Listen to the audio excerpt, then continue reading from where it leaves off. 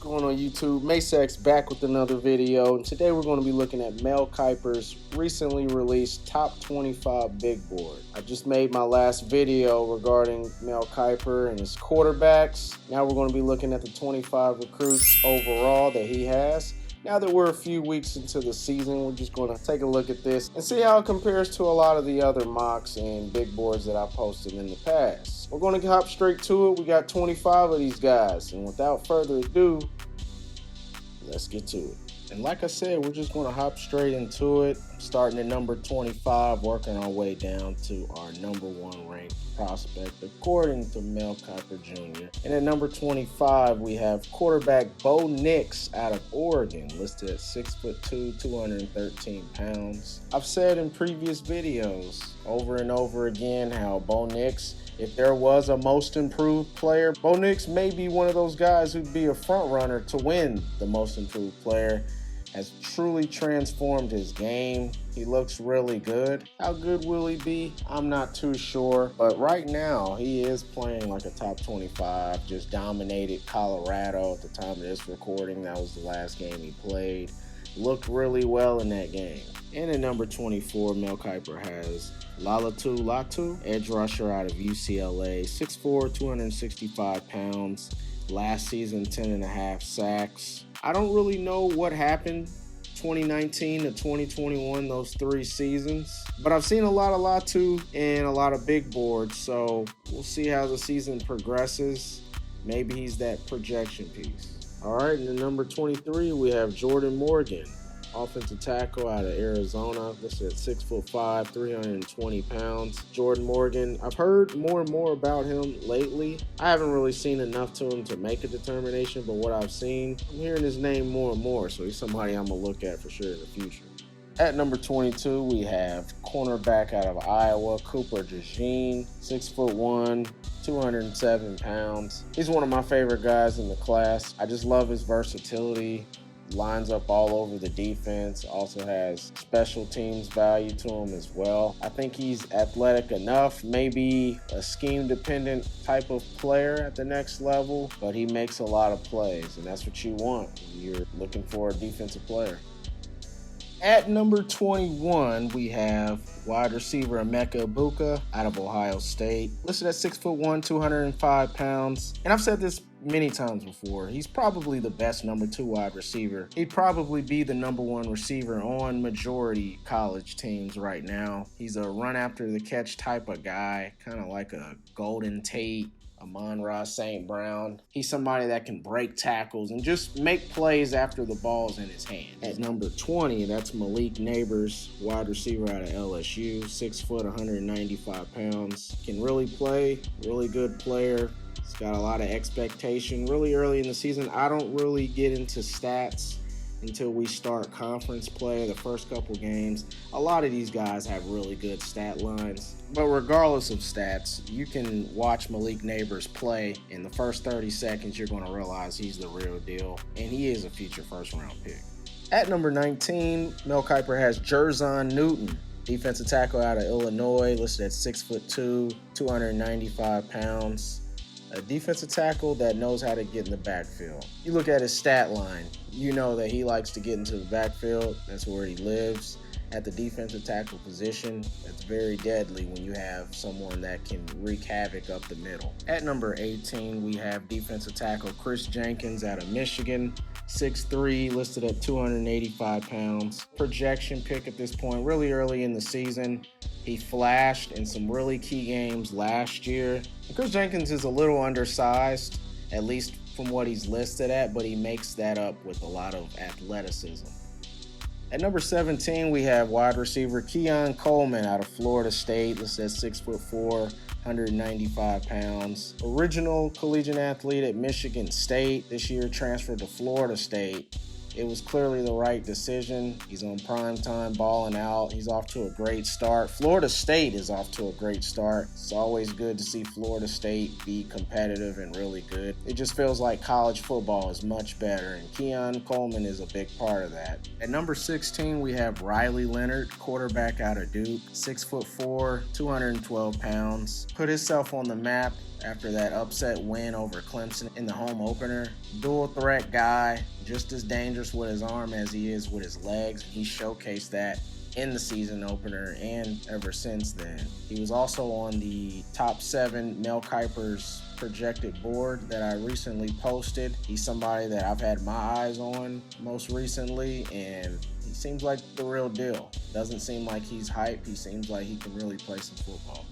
All right, at number 15, we have Quinn Ewers, quarterback out of Texas, listed at 6'2", 206 pounds. Quinn Ewers, a very polarizing quarterback. There's a lot that love him, and there's a lot of people that don't really believe in him. Me, I'm in the middle because I know his pedigree. According to 24/7, 5-star, perfect rating coming out of high school. Reclassified his junior year, left high school a year early to go to Ohio State, which was speculated to be mainly for NIL reasons. Last season goes to Texas, has a pretty good year.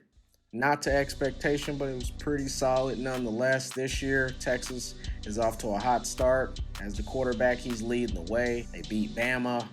I think Texas is the real deal, and Texas' success is going to be on the hands of Quinn Ewers, and he can really improve his stock.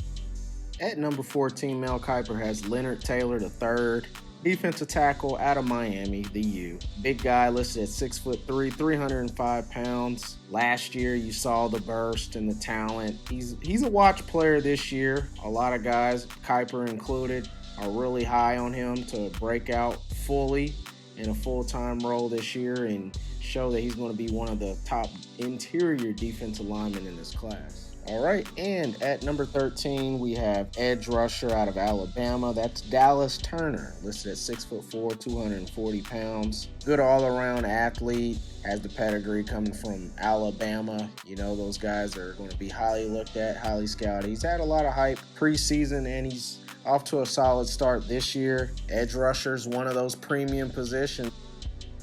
And at number 12, we have cornerback Kalyn King out of Penn State. Penn State, really good team this year, really good defense this year. Kalyn King's a big reason of that. Really good ball tracking skills. You watch his game, he mirrors the receiver very well, tracks the ball very well. My favorite corner in the class. All right, at number 11, we have tackle J.C. Latham out of Alabama, listed at 6'6", 325 pounds. Last year, no sacks allowed. This year, off to a hell of a start, even though Alabama as a team isn't really meeting expectations. But he makes a big case for being the first tackle taken off the board next year. All right, and now we enter in the top 10 for Mel Kiper. Number 10, we have Chop Robinson. Probably the second best nickname in the entire class. Chop Robinson's an edge rusher from Penn State, 6'4", 250 pounds. When it's all said and done in April, he very well may be a top 5 pick. He possesses that type of skill right now, and he projects to have a very good ceiling at the next level. Size, motor, skill, the full package. At number 9, we have the best nickname in college football. That's JaQuincy KoolAid McKinstry, cornerback out of Bama. I wonder if Kiper did that on purpose, having the 2 best nicknames right after one another. But he's listed at 6'1", 188 pounds. One of the more popular guys in this class. A lot of that is because of his name, but he also backs it up with his game. You ask most guys, whether social media, the actual bloggers and reporters, they're going to have KoolAid as their number 1 defensive back in the nation going into the 2024 draft class. Nice blend of length, speed, quickness, very instinctive. He adds value in the return game. He's fun to watch. At number 8, Mel Kiper has Joe Alt, offensive tackle out of Notre Dame, listed at 6'7", 317 pounds. I remember seeing the name of Joe Alt after the immediate aftermath of the national championship game, the way too earlys. We're talking January, February. He was kind of that consensus #1 offensive tackle. He was a top 3 pick on a lot of guys' mock draft boards. Joe Alt, I think I've said before, he's probably my favorite offensive tackle in this class. Prototypical left tackle that you can sit in that spot and let him do his work for 10 years, and he anchors that offensive line. Number 7 is Sherrod Sanders, edge rusher out of Florida State, 6'4", 248 pounds. Had a very impressive year last year with 9 sacks. Very explosive guy. Florida State's been really good this year. I think that's only going to improve his stock if Florida State can go deep, make a playoff run. He makes plays. He could very well be a top 5 pick. At number 6, Mel Kiper has Brock Bowers, tight end out of Georgia, listed at 6'4", 230 pounds. Most people know who this guy is. He's been the consensus #1 tight end, honestly, for a few years. If he would have came out of this year's draft in 2023, he would have been the first tight end and probably the only tight end in the first round like he'll be this year.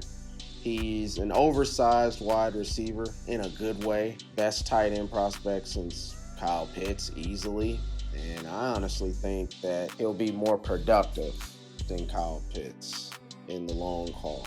At number 5, Mel Kiper has Sherrod Sanders, quarterback out of Colorado, 6'2", 215 pounds. Now, I got kind of excited because, yes, I am a Sanders family fan. Been Deion Sanders fan since I was a small kid. Of course, the lineage, you gotta root for them. Colorado as a whole, the whole staff, the players, they brought life into college football, and 10+ million people are tuning in to watch Colorado State, and Sherrod Sanders is a big reason for that. They're not just for clicks, and he can play the game. And even playing against Oregon, at the time of this recording, that was his last game. They took a beating, but I mean, he clearly did the best that he could with what he had. The worst O-line and maybe all of Power 5. So some will say, hey, it's way too early to be putting Sherrod in the top 10 of mock drafts, or in this case, Mel Kiper has him as his number 5 ranked player on his overall big board. But when you watch him, you really see his precision and his talent and his future leadership leading a franchise. At number 4, we have another quarterback, Drake Maye. So Drake Maye is the consensus number 2 quarterback out of North Carolina at 6'4", 220 pounds. He gets a lot of Justin Herbert comparisons. Stock on a lot of other platforms, we've talked about other videos we've done in the past, has dropped a little bit, and then he's not off to the hottest start a couple games into this season. Mel Kiper, as you can see, he's still a top 4 overall player in this class. He isn't budging from him. He still sees the talent. And that's what I said in my last video in Mel Kiper's top 7 QB rankings. I really see the talent in him. He's my number 2 guy if I was to rank and evaluate as well. His ceiling is just something you can't deny, and I don't want to let a few games of a college football season deter me away from something that could be really good in the future. Now moving into the top 3, Mel Kiper has Olumayiwa Fasciano, offensive tackle out of Penn State, 6'6", 321. Now, pretty much since April, May, after the 2023 draft, Fasciano's been the consensus number 1 offensive tackle coming out of Penn State, and for good reason. I do think he may have the highest ceiling just because he can be dominant pretty much at every level of the game. Run blocking, pass blocking. He can get second level. He's very strong, plays with a lot of power and aggression. He moves very well for his size. He's the full package.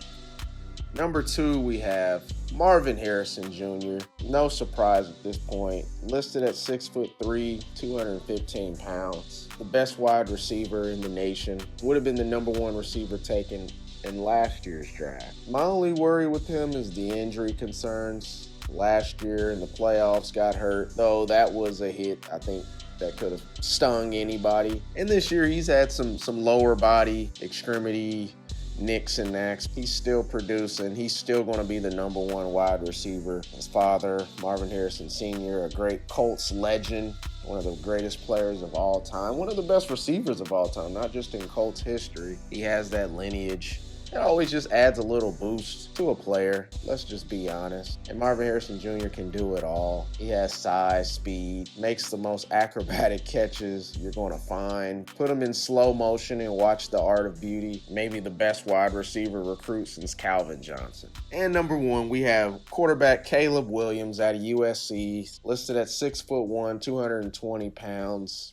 The 2022 Heisman Trophy winner. He's the #1 quarterback of the class. He's the #1 player. Pretty much no debate about that. He's off to an excellent start. Like I said in previous videos, this point of the season, I don't really go too deep into stats. He's already the front runner to win the Heisman as well this year. Again, can kill you with his arm. Also makes plays with his legs.